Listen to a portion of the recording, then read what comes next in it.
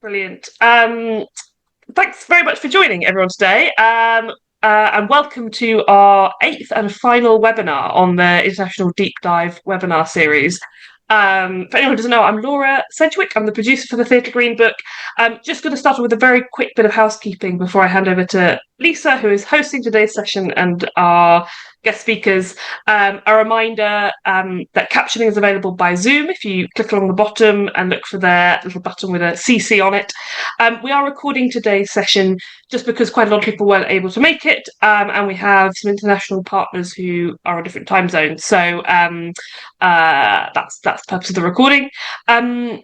Please keep yourself muted if possible whilst the speakers are speaking, but feel free to pop anything in the chat as we go. We've had a couple of questions in advance as well, so thank you for everyone who's sent that over. This is the last of this kind of webinar series, and the recording will be available in a couple of days on the website. So if anyone has any colleagues who weren't able to make it, you can share that. And just to say, thank you to the Arts Council England, whose funding has allowed us to do this webinar series. So I'm going to hand over to Lisa Berger, who is going to be hosting today's session. Hi, everybody, just to echo Laura's thanks for you all for joining us today. So when we were thinking about designing the webinar series, we really thought that having a session which dug into contracts would be an important thing, because we get a lot of questions from people about, first of all, what we mean by that, how you can pick it up as a topic, because clearly it's a really big area if you want to make your theatre operation more sustainable. I'm really thrilled today that we've got 3 speakers who've just got so much to say and have looked at this from very many different angles. Rachel, who is head of sustainability at Royal Ballet and Opera, so speaking from the client side, as it were. Danny Lennon, who is the owner of Footprint and having spent his life working in theatre. Danny is going to be on the supplier side. So I think that's going to be really valuable for us to hear what it feels like being on the other side of those negotiations. And sitting somewhere in the middle, Christian Wallace, who has worked both as a consultant, theatre consultant, and is now working for the Old Vic Theatre as technical services director. So they might want to talk a little bit more about their roles as we crack on. But we're going to hear from each of them with their own perspective, and then we're going to try and have a conversation between so that we can tease out some of the opportunities, challenges, frustrations, and hopefully come out of this with some really good ideas and pointers for you.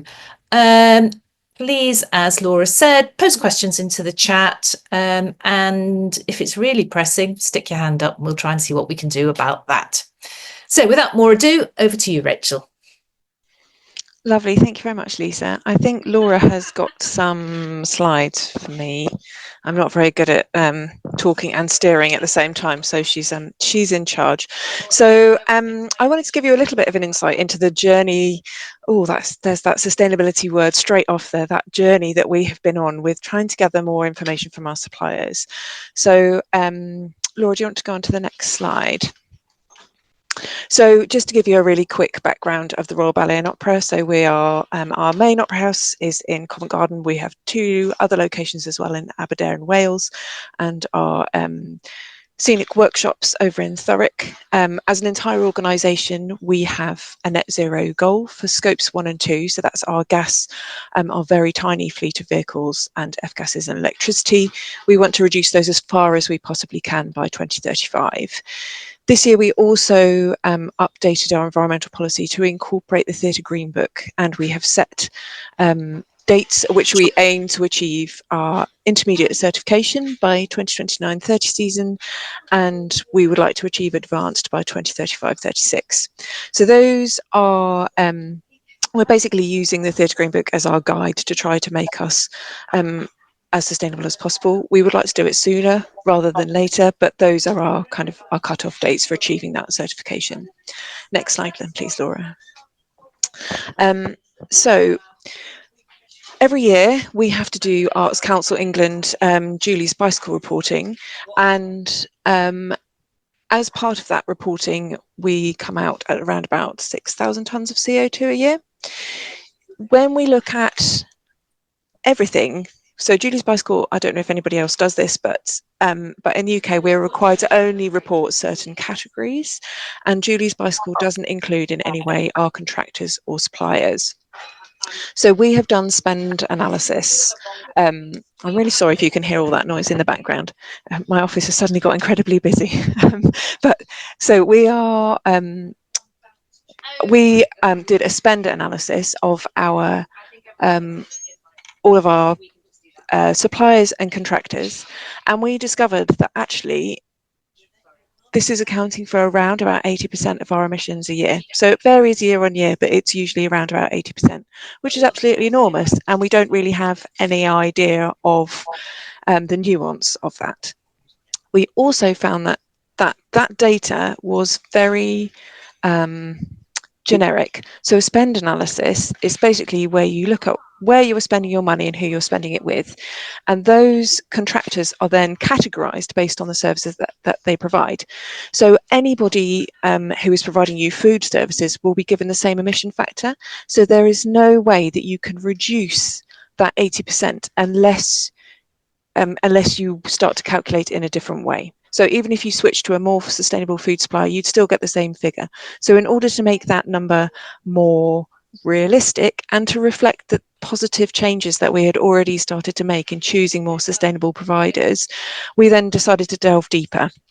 So we followed the greenhouse gas protocol, and I think it's on the next slide actually, please, Laura. Yeah, so we followed the requirements of the greenhouse gas protocol, which basically says you need to then start talking to your individual suppliers and try to get supplier specific data or even product specific data. So the best way that we found to do that was to start to survey people. You can spend money on tools, so you can contract in a company that will send out surveys to your suppliers. They quite often have specific details for some suppliers already, but we didn't have any budget for that. So we did it ourselves. The suppliers that we chose to survey were our top spends. So they were the ones that we are spending the most amount of money with, so likely to have the biggest influence on our emissions. And there were also high carbon ones. So we did quite a lot of focus on our construction, because there's obviously lots of carbon emissions associated with construction projects. So that survey had a relatively limited response. We tried our best. We did a lot of hassling, a lot of phoning, a lot of emailing. Oh, I think someone's just come off it. There we go. So we had a relatively limited response, but the responses that we did receive showed a really wide range. So we had some people who were totally on it, knew exactly what they were doing, could provide us with a specific carbon footprint for us, could provide product specific information. But then we had an awful lot of responses where everybody just said, no, I don't know, I haven't done this, I haven't got a policy, I haven't got a target. The Royal Ballet and Opera has been working with some of our contractors for literally hundreds of years. Some of our contractors are incredibly specific, and most of them are quite small. So we did not want to say, if you are not achieving a basic standard of environmental responsibility, then we won't work with you. That's not the route that we wanted to go down. We wanted to take our suppliers with us on our journey, because we know that not everybody's perfect. And if we're going to achieve great things, we need to do that together. And so we need to take as many of those people with us as we possibly can. So what we did was hold 2 different workshops, one with a group of suppliers from technical, production and costume, and then one was for estates and facilities, because we figured that those were our biggest impact areas, just to start off with. And we just brought everybody into a room, we gave them coffee and croissants and said, could you just start talking to each other? Could you tell us about what you've been doing so far? What's gone really well? What are you struggling with? And most importantly for us, what can the Royal Ballet and Opera do to help you? How can we make you become more sustainable? What would make your lives easier to be achieving these ambitions that we all want? Laura, do you want to go on to the next one?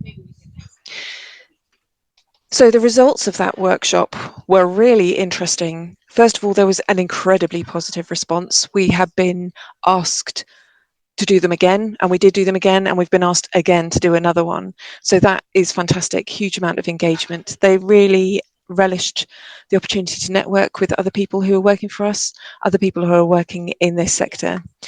What we also found was that some people just really wanted some basic training. So there's a lot of barriers to working in sustainability if you don't have any training at all. The language is particularly difficult, and it appears to be very complex, even though, as we all know, in some instances it is very complex, but actually calculating your gas and electricity is really fairly simple. So we set up small training sessions, and we created a basic scope 1 and 2 calculation sheet that we sent to our suppliers to help them out. And we then give advice when they send it back to us. We can tell them when they've filled in the wrong column, or we're trying to help them to get that number, because ultimately that number will then come back to us, and we can add that into our reporting and identify how our suppliers are doing to make change. Some of the other things that they asked us to do was to use their expertise more. So I don't know if this is true to everybody, but we will tend to find a problem, come up with a solution, and then go out to find a contractor who can solve that, who can provide that solution for us. Whereas they were saying, if you engage with us earlier, if you tell us your problem, we can tell you the different options that are available to you to solve that problem, and we can also at that point tell you how you could do that most sustainably. They also said, ask us for choices so that you can make the most informed choice possible. So if you are saying, oh, I need this, they could come back and say, you could have it this way, and this is the most sustainable option, or you can do it ever so slightly cheaper, but it's more likely to be less sustainable. Which do you want to go for? And having a dialogue, basically, it was all about having conversations about sustainability. There were also some practical things, like if you can provide us with more on-site storage, it will mean that we stop having to come into London with our van every day. And there were also points made that recognising people's efforts and asking about this information. I had one guy who said, I've been working on this for years and nobody has ever asked me to provide this information before. And just asking that question, it will stimulate either somebody to say, yes, this is valuable use of my time, or it will say, actually, you do need to start doing this because people do care about this. The main thing, though, is that everybody said it would be helpful if everyone was asking the same things. Because if you all ask the same things, we can prepare our answers and send them to you. It will save you time and it will save us time. So this is one of the things that Sarah and I, who's my colleague here at the RBO, have grabbed onto and run with, because it's something that a lot of others in the industry have also come across. Laura, can you go on to the next slide, please? So this is our plan. We have created a set of questions. We have consulted with others in the theatre industry. We've consulted with some of our suppliers who are in that workshop. We've talked to different association bodies. We had a workshop on Monday which involved Arts Council England and Julie Spicecool, the Association for Cultural Enterprises, some suppliers, some other theatres, and we said, you know, this was the outcome of this workshop. If we all start asking the same questions, we could create a joint spreadsheet, and we could then make sure that that's available to as many people who would be interested in seeing it, so you can easily see that supplier data in one place. And it would mean that if somebody asks the question to the supplier, they can say, well, I've answered all of these questions right here. It's really easy, just go and take a look at this, or here's the PDF that I downloaded. So our plan is at the moment to try to see if we can do this. It's similar to Albert, and we're trying to make it as joined up with as many other reporting systems as possible, so that you're literally just answering the same questions in one place, or you can copy and paste from one thing to another.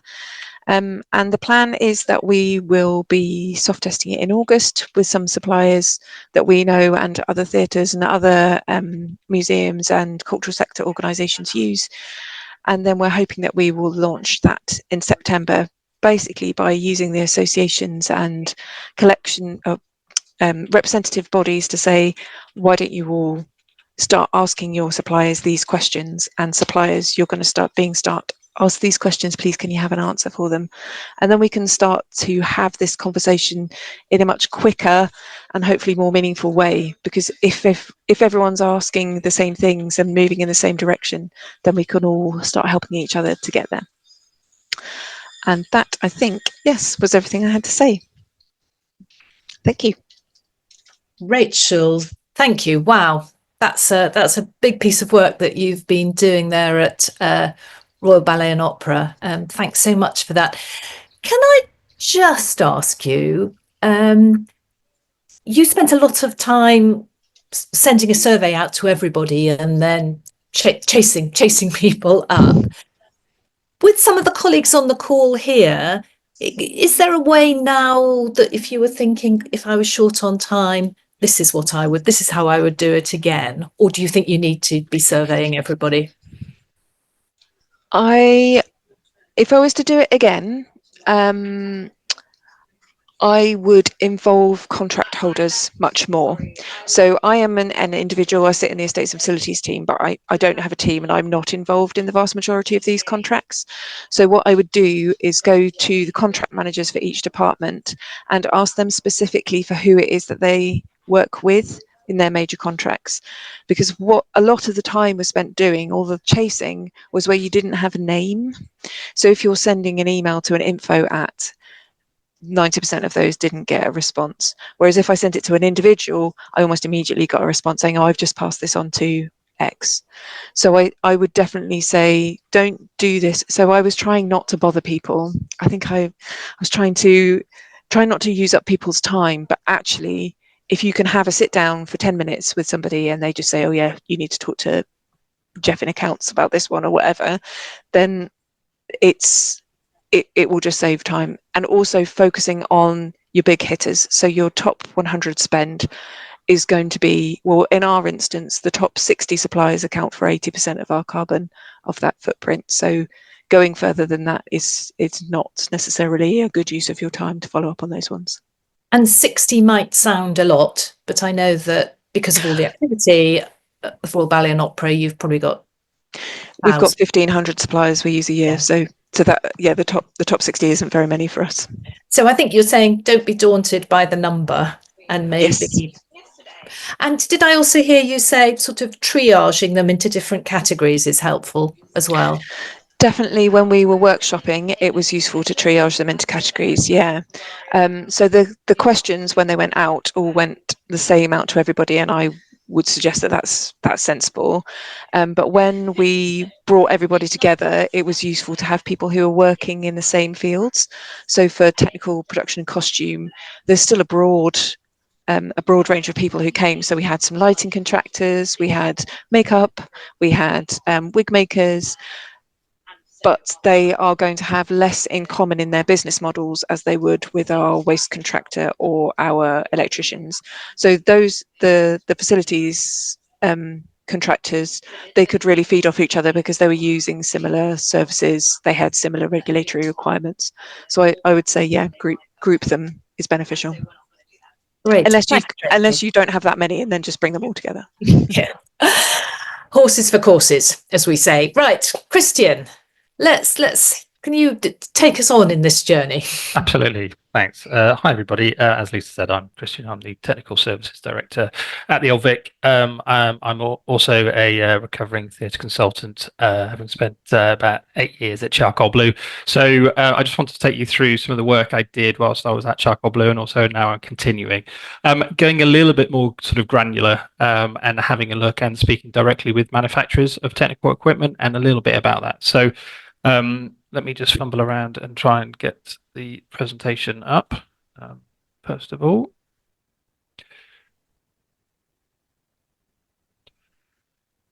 Sorry, let me do that again. Done the wrong one. Give me a sec. That one. There, right. Here we go. So, I want to sort of take you through some of the work I've had a look at, and obviously I'm talking everything in terms of technical equipment within a theatre. So not just lights, but the speakers, the decking, the winches, everything that we might need to put on a show. Every single one of these will have an impact on the planet in terms of its embodied carbon, and that's what I sort of wanted to sort of talk about first of all, and actually just understanding and speaking with manufacturers, going, right, who's calculating, who's looking at this, who has any understanding of that? And there's a few different things out there at the moment, particularly happening within the construction industry. And it's all very, very early doors, but there is some work at least happening within the theatre industry. So first of all, there is a thing called a material passport. So a material passport can be something which is for an entire thing. So you can see on the screen here, this is actually a material passport for a home in the Netherlands. However, within that, each of those things also has a material passport in. The whole idea behind a material passport is effectively, it started off with something like a large piece of steel truss that could be put into one building. 20 years later, it can be removed and then it can be repurposed somewhere else. And you would have effectively information behind that. And if you're updating it, you've at least got something. So you can basically reuse that elsewhere rather than having to build a new piece of steel. You can use it somewhere else. So it's collecting data and understanding the history of it all, because some of these things have got 30, 50 years lifespan. Now, obviously, when we're looking at more in terms of granular, what we do within theatre, it's not quite as simple as that. And this is where something like an EPD, an environmental product declaration, comes in. And again, there's other things out there as well. I'm just using this as an example. It takes a lot of information to get to what it requires, the end result. You can see there, it's not a particularly easy thing to go through. Again, within the entertainment industry, we're very, very early doors on that front. Just to give some context behind how complicated this can be, a typical stage lighting fixture, an LED lighting fixture, can have something in the region of about 1,000 to 1,500 different component parts, and they can come from anything from about 10 to 20 different countries in terms of that sourcing. They could also then be manufactured in all different areas as well. So trying to understand every single one of those component parts, embodied carbon, and then in terms of the transport, in terms of the manufacturing, in terms of the energy use, it can get incredibly complex to try and understand that. However, then you compare that to a piece of steel or timber, it's a lot easier. So you can see it's not quite as simple to put things together. So at the moment, there's a lot of assumptions happening. Why is this important? Well, we're wanting to know, if we keep on using things, everyone's talking about the great virtues of LEDs. Actually, what is the impact overall on those LEDs to start off with? That's what we need to try and understand. One company who has taken the plunge in doing it is Roby Lighting. This is a screenshot of one of their lights that they've done. So they've done the Robin LED beam 150. You can find this online. Just quite literally, just Google EPD Roby, and you can come up with their product declarations. They're available online to have a look at. What you'll end up looking at and finding out is actually how complex this is. You can see an example here of actually all the different things you need to create and calculate to put into your EPD. There's a lot of information there to try and do. There's a lot of assumptions happening. The more companies doing this, the easier this information will become, because obviously a lot of these products have the same parts within them as well. So more people do it, the better. How can we use this information, and what does it mean ultimately? Because obviously it's great having that data, but obviously if we've only got one company using that data, it's a bit useless. So we need more and more to use that. You can see here in terms of actually the component parts, that breaking it down, that's quite an interesting thing. And of actually having a look at, for a 5 kilogram product, 2.57 kilograms coming from plastics, etc. So you can see that breakdown overall in terms of that packaging within there as well. So it does give you some important information that wouldn't readily be available nowadays for a lot of companies. So it's a starting point. I'm not saying that we necessarily need to go that far, but I just wanted to highlight that this is something which will probably eventually come in place. It's happening, say, a lot more in Europe. Plaza are having a look at this, and some of this information was sent to Plaza, and Plaza are looking as the trade union association for the technical equipment, bringing this forward further and further. Whilst I was at Charcoal Blue, conducted a similar survey to that Rachel did, but asking manufacturers of technical equipment where they were. So I just want to run through just a few of the highlights from there. So asking, do they have long-term goals? And you can see here, it's they've got some, but there's we've also got about 23% saying nothing at all. Very similar to what Rachel was saying. Sent this out to a lot of suppliers and manufacturers. Not a massive response. This is a response from about 30 different manufacturers across the industry. So quite small in comparison, but it gives you at least an understanding of where we are. Do they know where their materials are coming from? So yes, but not all of them, I think, is the highlight going on there. So there's a lot of more information they need to find out. Are they calculating any embodied carbon? Do they use EPDs? You can see a kind of resounding no, really, across most of these. They're not really there. So again, it's similar sort of pattern to what Rachel was saying in terms of suppliers.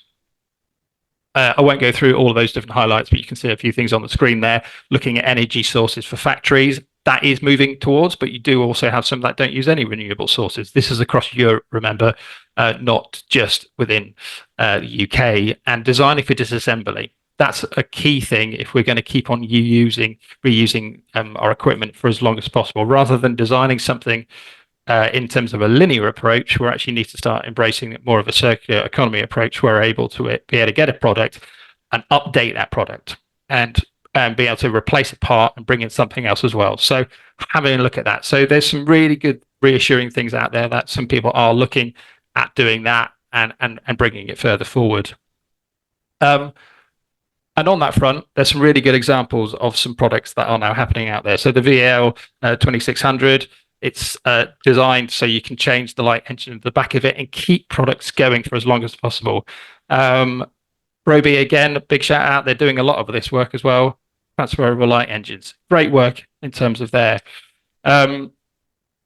Ayrton, similarly, working very well in terms of having a look at replacements rather than just replacing for new all the time. And it's not just lighting out there. There's some great work happening. So sort of, I would call them the OGs, really. L Acoustics have been doing this since 1984. And if you have a look at their environmental charter, there's a myriad of fantastic work they're looking to do. And they're controlling what they can control. Yes, in the grand scheme of things, L Acoustics are not going to save us from the climate crisis. However, they're doing as much as they can do. And that's all we can do.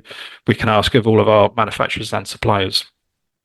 Some great work happening in terms of B certificate, B Corp, SLX, White Light, two big companies out there supplying a lot of kit.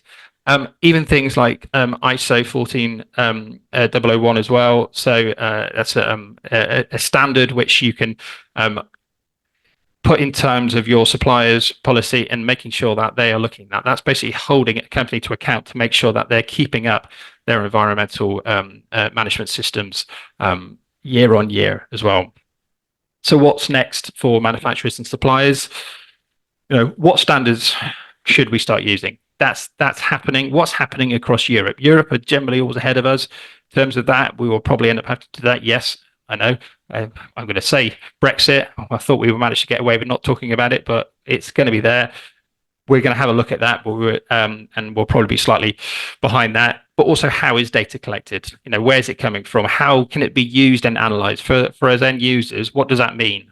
So we need to, and therefore, these manufacturers and suppliers need to start creating this knowledge database and start sharing it. And ultimately, then, what does that mean for our 30 users? How long can we use these products for? Can our products be upgraded rather than replace? And if we do need to replace our products, can we sell our old products for somewhere else? Can we ask for data? And another thing on this as well, which obviously we're not taking into account of, obviously, for each show, we might need something new. A designer might require something, but can we look at how we can adapt that rather than, if you ever gone to any of the big trade shows, go, oh yeah, we've got this new light. Yeah, that's specifically for this one show. It's like, okay, so there's no life after this show? Well, we might be able to use it for something else. More manufacturers need to think about this overall. So a small, quick snapshot in terms of what's happening in terms of technical theatre, technical equipment within theatre. Thanks, Lisa. Christian, thank you. Great sense of just the complexity of this area. You know, what's possible, and the fact, I think, sort of what we heard from Rachel a bit, that there's no common set of standards yet, is there, that you can be asking for. I wonder, at basic in theatre Green Book operations, we say just quite simply, do you include sustainability standards in major contracts? Having heard you speak just then, you sort of think, so what is a sustainability standard? Is there, I mean, Danny, this might be something we circle back to afterwards, but Christian, do you think there are some simple things that colleagues on the call could be looking at in the first instance? As they start to get further and deeper into the journey. Absolutely. I think it's, first of all, just asking questions of just simply, what are your environmental standards? You know, what are you looking to do? Because if a company's looking at overall, but they're not really looking at their product, I mean, yes, you need to get your own ship in order to start off with. Of course you do. But if that's what you're doing, if that's your USP selling something, you're needing to look at how that works. So actually, first of all, it's just asking them those questions. It's simple. Actually, do you know your supply chain? You know, I think it's something which we kind of don't really look into a lot. And there can be, you know, taking that LED example of obviously, you know, having thousands of different component parts coming from, so it's a massive supply chain there coming across all over the world. Yes, you have a simple product like a piece of timber, you can pretty much know where that's coming from, but there's other stuff we don't. And yes, in the grand scheme of things, a lot of this stuff isn't going to, you know, fix everything. However, again, it's controlling what you can control. And if that's your one thing you're buying from this one supplier, and it doesn't need to be technical equipment, it can be anything, quite frankly, just asking that and understanding, because they might not really even think about it themselves. Thank you. Good advice. Danny, over to you. How does it feel on your side of this equation? It's challenging. And I think, like, one of the things is, doesn't feel like there's a level playing field. You know, there isn't legislation, there isn't enough. I mean, it's voluntary really for companies at the moment to kind of practice sustainability. So that makes it a bit more challenging, I think, you know, especially when you're competing, and at the moment, you know, competing on cost and price, as well as trying to do things sustainably it has been a challenge, but it's also been really positive. It's meant that, like I think Christian alluded to, like a USP, you know, it's meant that we are, as a supplier, we stand out, I suppose. And then we have had more recently clients come to us saying that they've chosen us for our sustainable practices and aims. So that's the positive side of it, for sure. Shall I give you just a bit of background of footprint, just to? Yes, please. I think that'd be really good if you can kick off with that. Yeah. So sorry, I hadn't had time to prepare slides, but I do have a report later on that I'd like to share. So yeah, footprint. We've been 21 years in the industry. This year, in 2021, we moved premises, and that was what kind of spurred us on to think about being more sustainable. We were in railway arches in Peckham for a number of years, and that was, you know, trying to be sustainable in a railway arch, you know, with heating and lighting is quite difficult. So when we had the opportunity, we moved.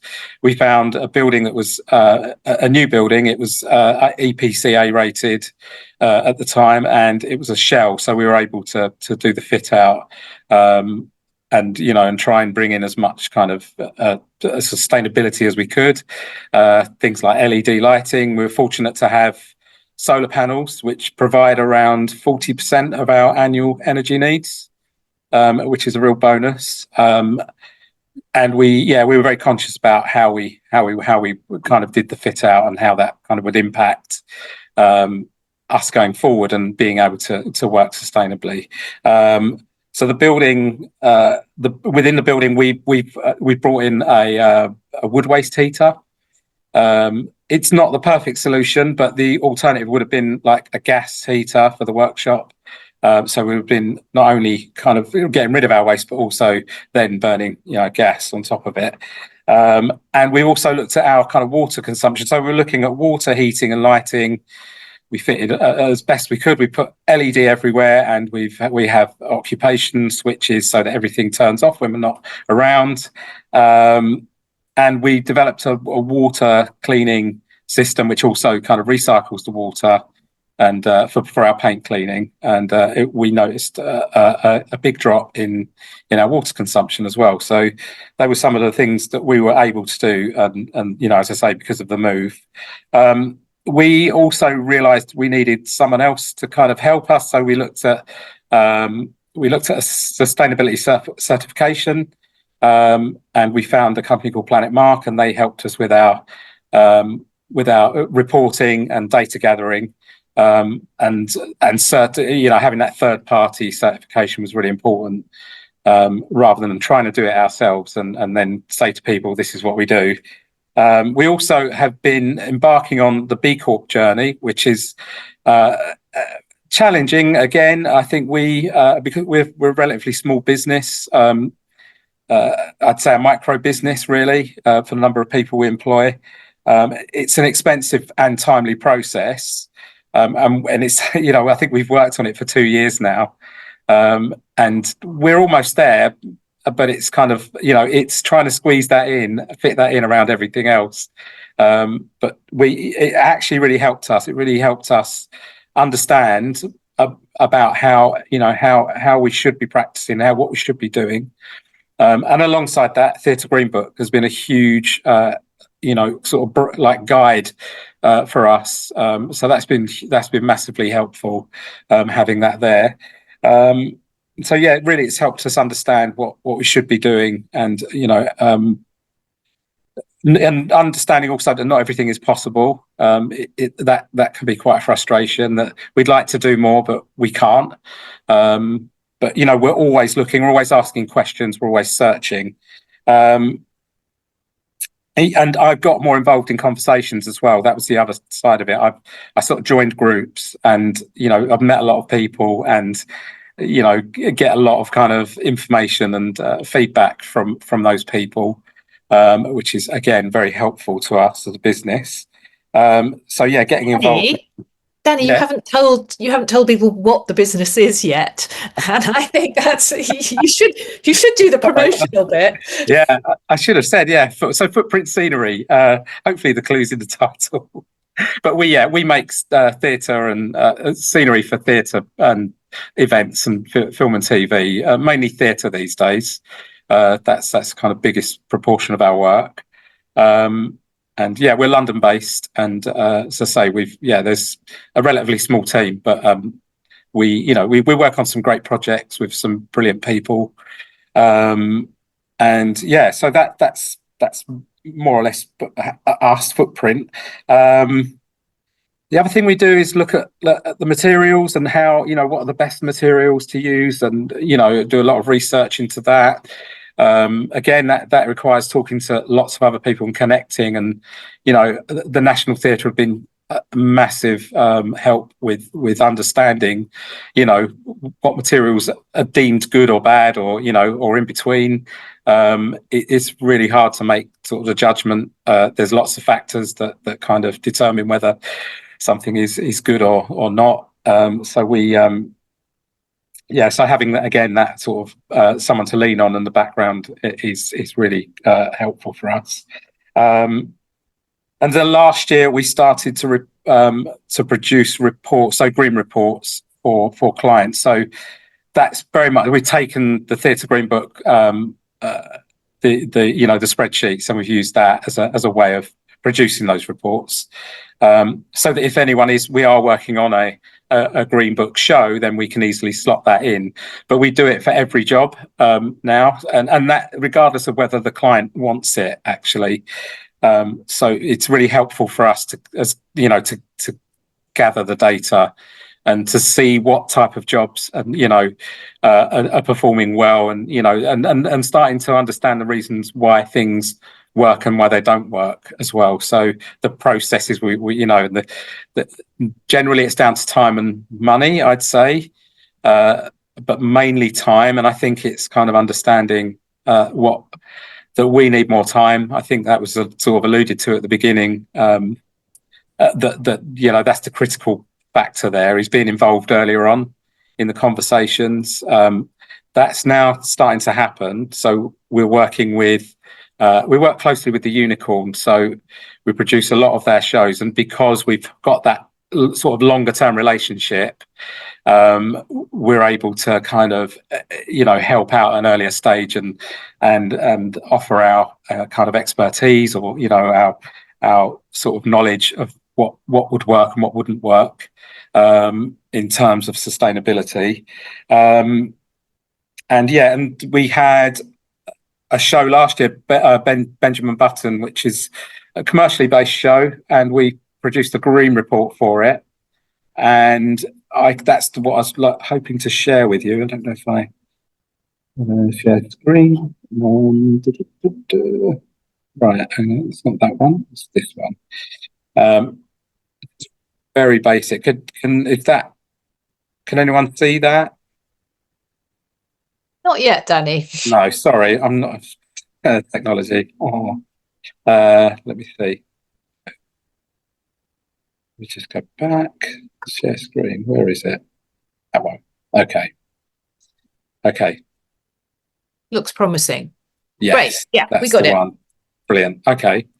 So yeah, this is very much this is a kind of overall sort of headline figures really. The actual data we gathered is much more. There's much more information actually that's probably too long to show here, but this is kind of like the headline figures, I guess. And it's easy, the idea is it's obviously easy to look at. Pie charts are very, as a visual, they really give you a really good overview of what's going and what's working. We tried to also insert some of our opinion into that as well, and our experience of the job.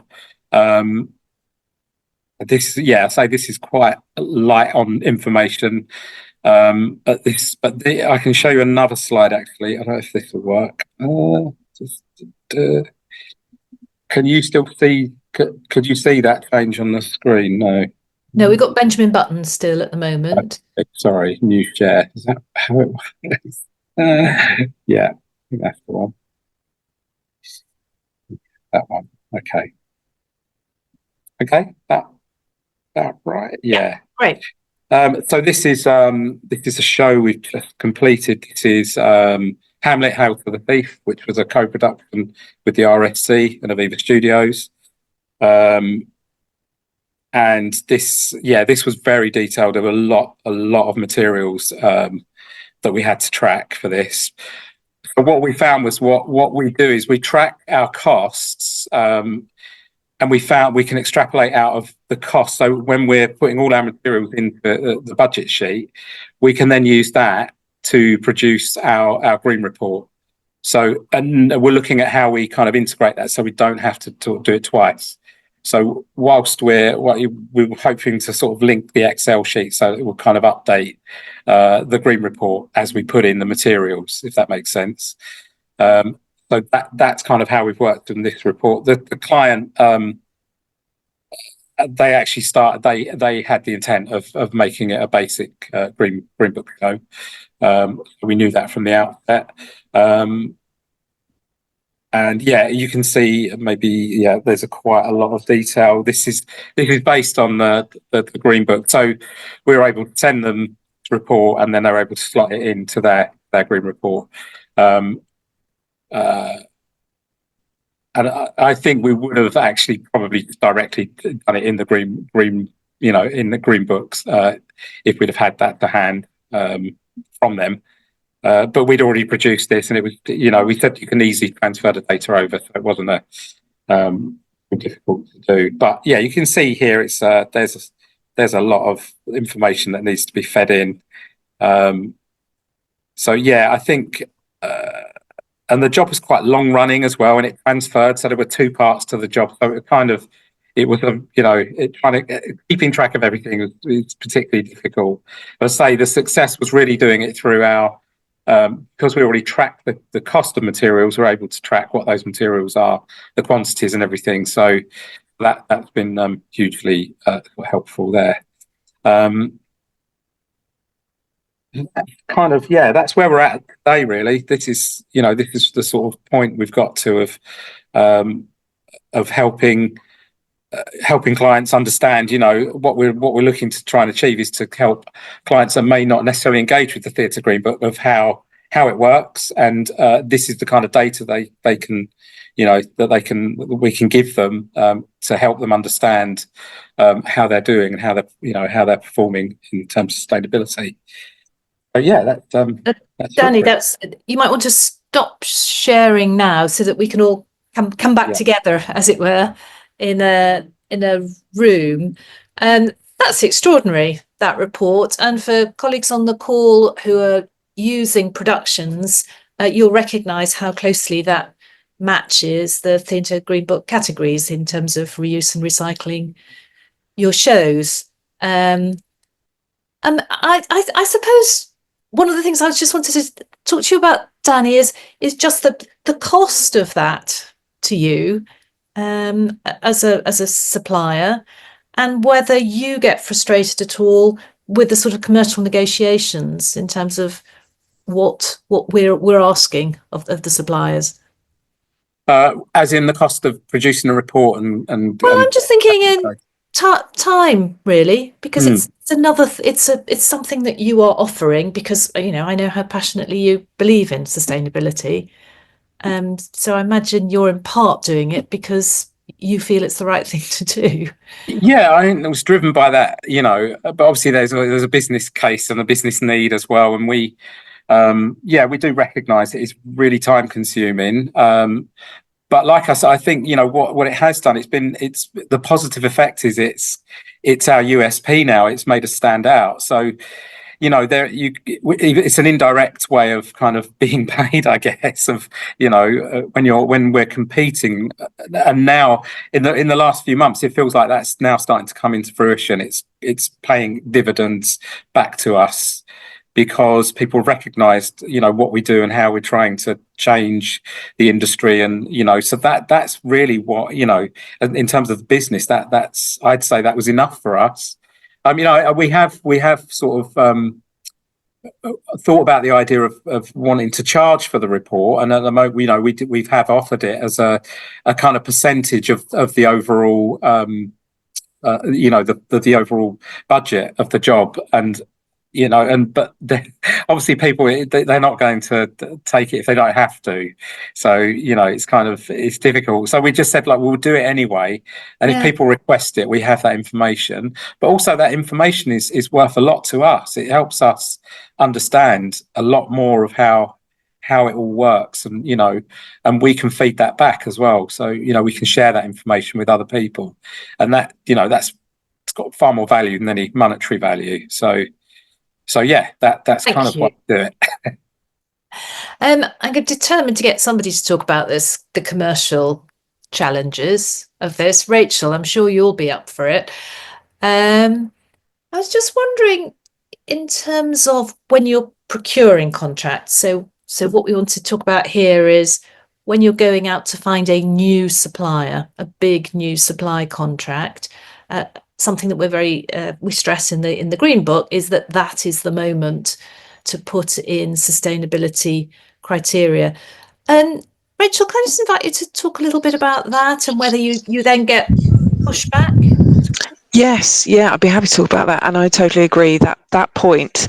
That's when people are most keen to get your business, so they're most likely to answer your questions. So I like to get in at that stage with my questions. So one of the principles of the Third Green Book is that it's easier to design sustainability in from the start, and I think that's the case with a relationship with a supplier as well. If you start that relationship saying, we are coming at this project from and we would like to incorporate sustainability into it, then your supplier is much more likely to be on board because they want to win your business. But I think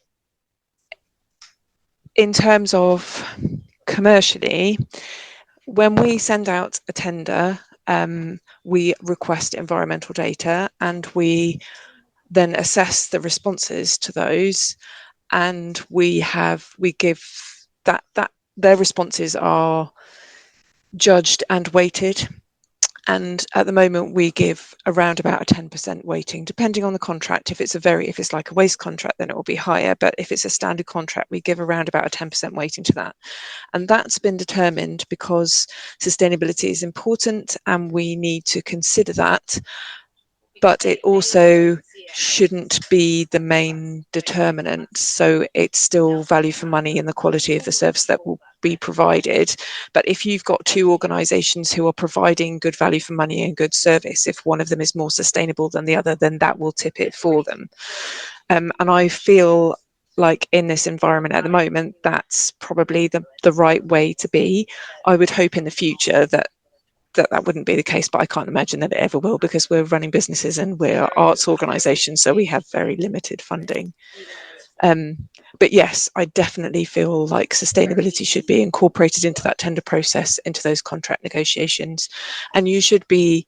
It's still an aspiration for us, but you should be setting KPIs and you should be then following up on an annual basis. I think I said this earlier on, but involving your contract managers in those discussions will make sure that those things happen on a regular basis. Because what you don't want is to say, oh, we've picked you because you're a really good sustainability supplier, and then you never talk to them about sustainability again. If you're talking to them about it on an annual basis at least, then you know that they are continuing to improve. It's that whole continuous improvement thing that you need to be looking for, because they may have been good when you started working with them, but have they just stayed in the same place, which isn't. It's, as we all know, this is a very rapidly moving field, so you need your suppliers to move with you as well. And I think always a theme is, how do you bring people together to get the best outcome for everybody in this? Christian, have you got? I'm noticed you've got about 3 or 4 minutes left, so I'm going to go ask all of you. You know, what's the best way of working with your suppliers to achieve win-win? I mean, I think Rachel said it to start off with. Is actually, you know, we're here to help them as well, as much as we want them to help us. It's both ways, and actually, so. You know, it's the fantastic work that Rachel's been doing in opening up and bringing in suppliers in. You know, and at the of it, we're on our journey as well, doing that. You know, I've used the word journey now as well, and it's that, and a case of just trying to put something in place within your procurement policy, trying to stick to that as much as you can as that starting point, and it could well be just what environmental. You know, what's your environmental policy? You can go more granular as much as you want to in terms of what it is, but it can't just be one-sided. You can't just demand it from them, and then don't expect anything coming back. Because also, you know, you also need to look at your own selves as well. You can't keep on demanding something else and then keep on not doing well yourself. So it has to be both ways. Danny, any last words? Sorry.